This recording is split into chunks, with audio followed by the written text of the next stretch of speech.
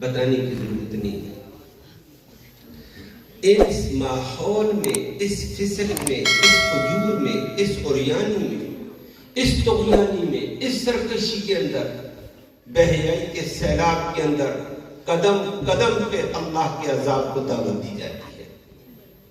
اگر عذاب الہی کے آنے میں رکاوٹ، یہ طلباء کرام، یہ قرائے اعظام، یہ علماء کرام کا ایک محنت والا ماحول ہے، اللہ رب العالمین اس کو ہمیشہ قائم دائم رکھے۔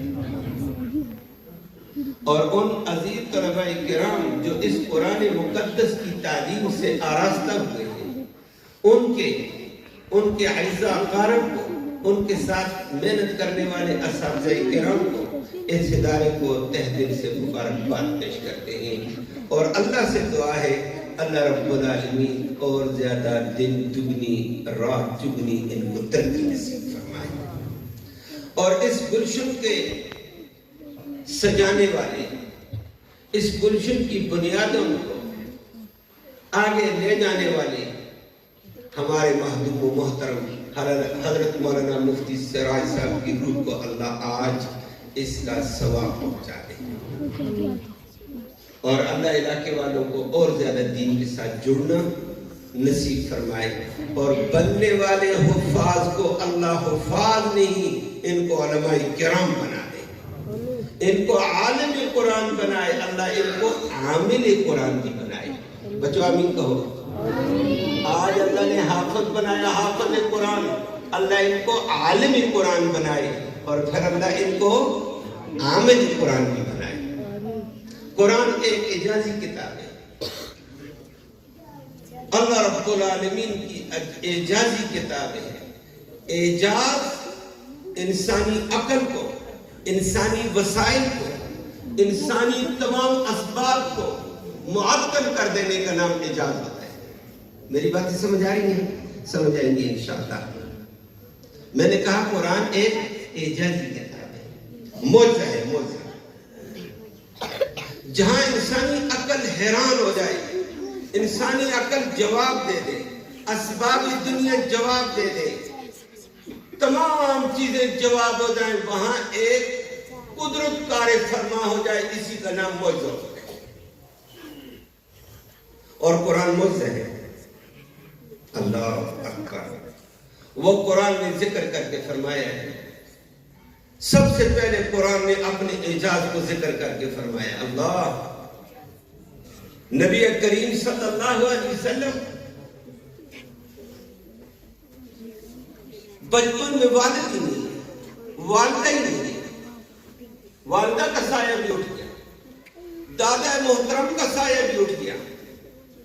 اب عجیب قسم کی زندگی، وہ تفصیل کی ضرورت نہیں، عجیب زندگی گزارتے ہوئے آگے بڑھتے جا رہے ہیں۔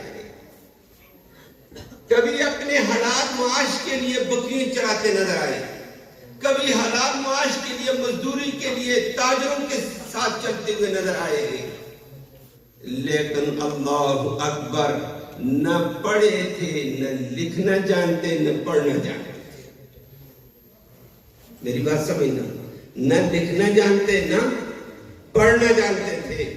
40 سال کے بعد اللہ نے ان کے اوپر اس قرآن کو نازل کیا ہے، اور 3 سال بعد محمد کریم صلی اللہ علیہ وسلم کو اعلان کیا، وَأَنذِرْ عَشِيرَتَكَ الْأَقْرَبِينَ۔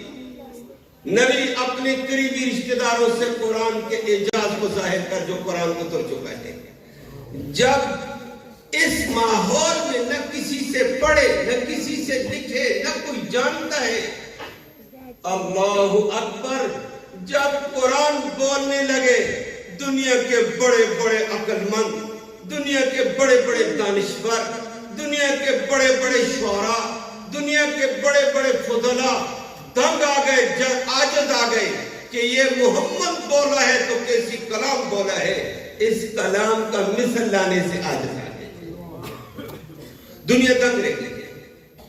اور جب بولا تو ایسا بولا، اللہ اکبر، دنیا پریشان ہے، عاجز آ گئی ہے، فصحاء اور بلغاء عاجز آئی ہوئے ہیں، بڑے بڑی دنیا عاجز آئی ہے کہ یہ کلام کیسا ہے۔